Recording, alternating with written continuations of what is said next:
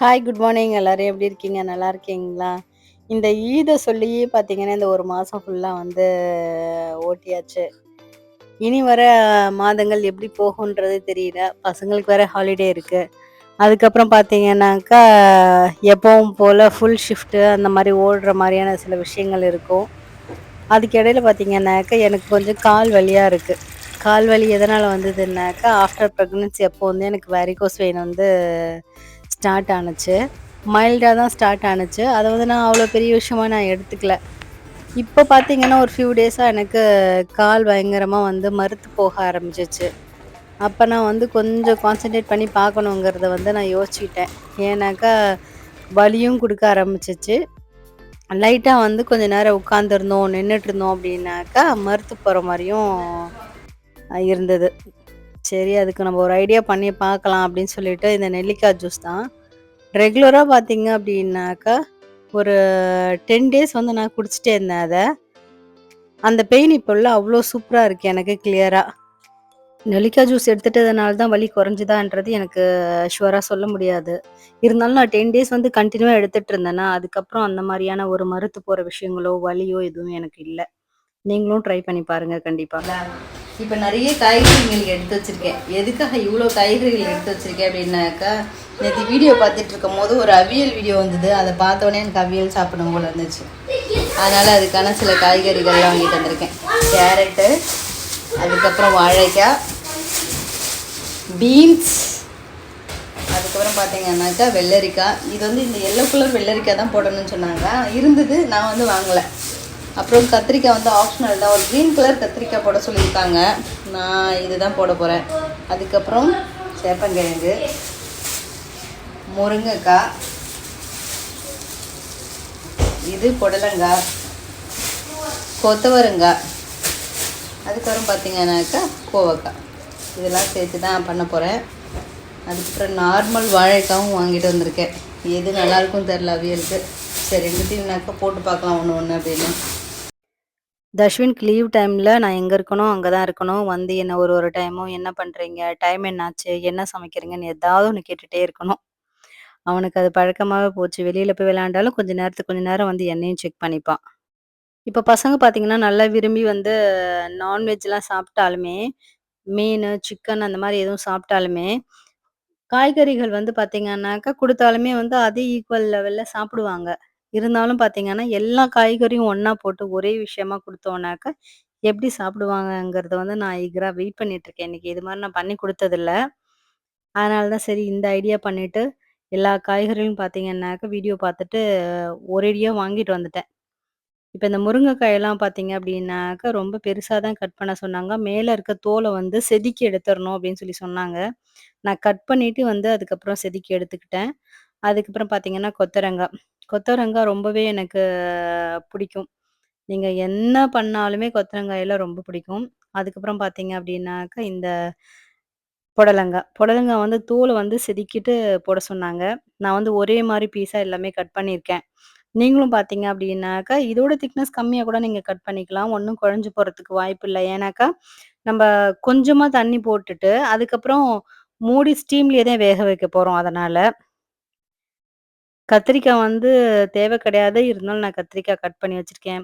இப்ப இதுல பார்த்தீங்கன்னா, கொஞ்சம் புளி போட்டு அதையும் ஊற வச்சிருக்கேன் உள்ள. ஒரு பாத்திரம் ஒண்ணு வச்சுட்டேன். அதுக்கப்புறம் தேங்காய், கருவேப்பில, சின்ன வெங்காயம், ஜீரகம் இதெல்லாம் போட்டு கொரகொரப்பா நான் அரைச்சு எடுத்துக்கிறேன். பச்சை மிளகாய் வந்து நீங்க டைரக்ட்டா இதுலயும் போடலாம்.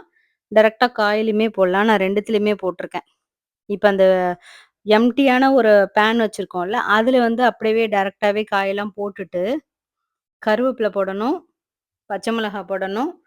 அதுக்கப்புறம் பார்த்தீங்கன்னாக்க, தேங்காய் எண்ணெய் பார்த்தீங்கன்னா, நல்லா தாராளமா ஊத்தணும். இப்ப நான் ஊத்திட்டு இருக்கிறது தேங்காய் எண்ணெய் தான். அதுக்கப்புறம் மஞ்சத்தூள் பார்த்தீங்கன்னாக்க, நீங்க தேங்காவுல போட்டு அரைக்கலன்னா, இதுலயும் போட்டுக்கலாம். உப்பு. இது எல்லாத்தையும் சேர்த்து நல்லா மிக்ஸ் பண்ணிட்டு, நம்மளுக்கு கிளறி விட்டோம்னா தெரியும். எல்லா இடமும் பார்த்தீங்க அப்படின்னாக்க, எண்ணெய் வந்து படிஞ்சிருக்கும். அதுக்கப்புறம் வந்து அப்படியே லிட்ட போட்டு க்ளோஸ் பண்ணிட்டு, நம்ம வேக வைக்க வேண்டியது தான். நம்ம ஸ்டீம் பண்றதுக்கு முன்னாடி பார்த்தீங்க அப்படின்னா, கொஞ்சம் தண்ணி தெளிச்சு விட்டுருக்கேன் இதுல. ஏன்னாக்கா, நான் கல் உப்பு போட்டிருக்கேன்னா, அது கரையணுங்கிறதுக்காக. மூடி வேக வச்சுட்டு இருக்கும்போது, இடையில இடையில நம்ம ஓப்பன் பண்ணி கிளறி விட்டுக்கலாம். காய் வெந்திருக்கான்னு நம்ம செக் பண்ணிக்கலாம். அதுக்கப்புறம் கொஞ்சமா தண்ணி வந்து இருக்கும்போதே பார்த்தீங்க அப்படின்னாக்கா, நம்ம அரைச்சு வச்சிருக்கோம்ல அந்த பேஸ்ட் அத வந்து இதில போட்டுட்டு, லைட்டா அப்படியே கிளறிட்டே இருந்தோம் அப்படின்னாக்கா, இப்போ வந்து 90% வந்து நல்லா குக் ஆயிடுச்சு. இன்னும் ஒரு 10% பார்த்தீங்க அப்படின்னாக்கா, அந்த தேங்காய் விழுதோட சேர்ந்து பெரட்டி கொஞ்ச நேரம் மூடி வைக்கணும் அவ்வளோதான். இப்ப நம்மளுக்கு பெர்ஃபெக்ட்டா ரெடி ஆயிடுச்சு. லாஸ்ட்டா 2 ஸ்பூன் தயிர் சேர்த்துக்கணும். அவியல் இப்போ நல்லா ரெடி ஆயிடுச்சு. லிட்டு போட்டு மூடி வச்சுட்டேன். அதுக்கப்புறம் பார்த்தீங்கன்னாக்கா, ரைஸும் இதில வச்சுட்டேன். இப்போ போயிட்டு குளிச்சுட்டு பேஷண்ட் பார்க்கறதுக்காக போகணும். அங்கே போயிட்டு வீடியோ கண்டினியூ எடுக்கிறேன். ஓகேவா? நான் இப்போ வேலையெல்லாம் முடிச்சுட்டு இப்போ பேஷண்ட் பார்க்க வந்தேன். பேஷண்ட்டும் இங்கே பார்த்து முடிச்சாச்சு. நான் இப்போ காருக்காக வெயிட் பண்ணிகிட்ருக்கேன்.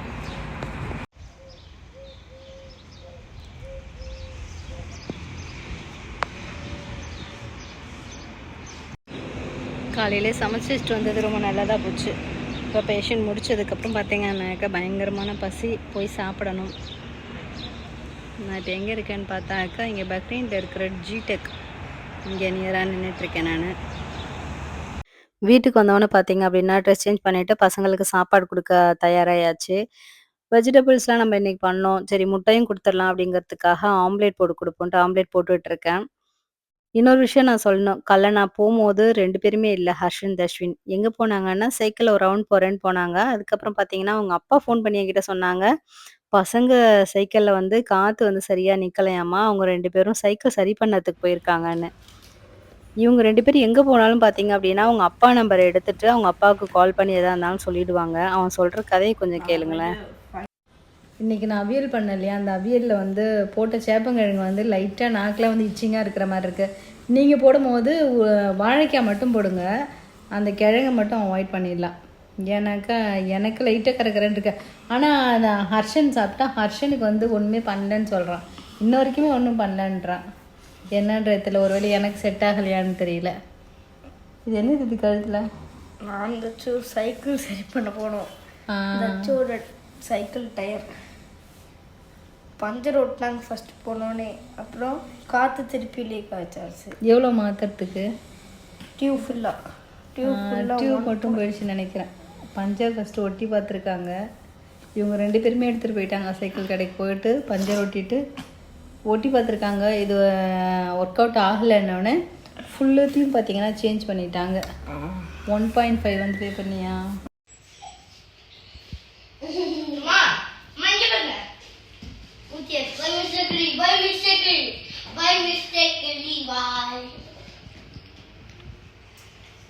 ஹர்ஷன் நானும் பார்த்தீங்கன்னாக்கா மறுபடியும் தூங்க ஆரம்பிச்சிட்டோம். ஆனால் நான் தூங்கினதுக்கப்புறம் ஹர்ஷன் அப்பா வந்து பசங்களை கிளப்பி கொண்டு போயிட்டு ஃபுட்பால் கிளாஸ் கூட்டிகிட்டு போயிருப்பாங்க போல் இருக்கு. 2 பேருமே யூனிஃபார்மில் இருந்தாங்க. சரி என்னடா அது யூனிஃபார்மில் இருக்காங்களேன்னு சொல்லிட்டு கேட்கவும் சொன்னோம். அந்த மாதிரி தம்பி நாங்கள் போயிட்டு வந்தோம், நீங்கள் தூங்கிட்டு இருந்தீங்க அதனால் உங்களை கூப்பிடல அப்படின்ட்டு. அதுக்கப்புறம் பார்த்தீங்கன்னாக்கா பச்சை பயிரும் கொண்டக்கடலையும் வந்து ஊற வச்சுருந்தேன். அதை கொடுத்தேன், விளாண்டுட்டே சாப்பிட்டாங்க. இப்படி தான் போச்சு இன்னைக்கு ஃபுல்லாகவே எங்களுக்கு. தேங்க்ஸ் ஃபார் வாட்சிங்.